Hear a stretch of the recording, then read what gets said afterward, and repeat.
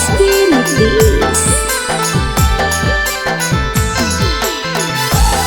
नमूना recording studio Rajgir. बड़ी काना हियोगे जानू जब याद आबो तोरगे। बड़ी काना हियोगे जानू जब याद आबो तोरगे। जगले रतिया करहियो हमें भोरगे। हमरे आखिया से गिरौ झरझर लोरगे।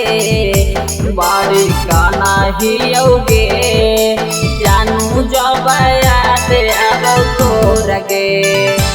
बड़ी काना हियोगे जानू जब याद आबो तोरगे।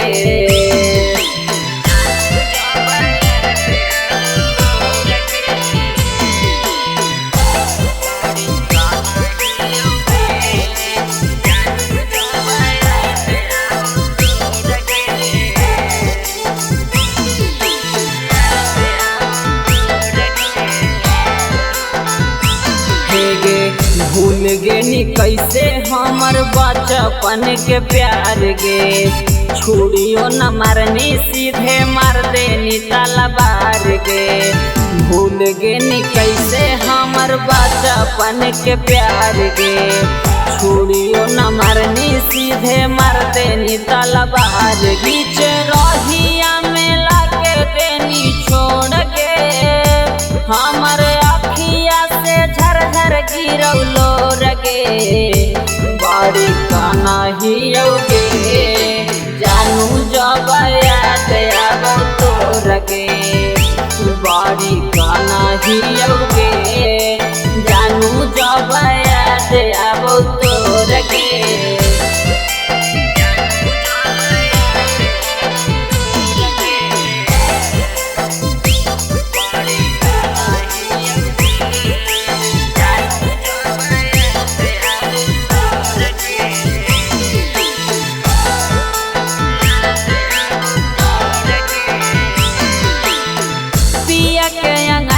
जाके कैनी अंजोरगे। छोड़ी के मजनुआ के हो गेनी कठोरगे।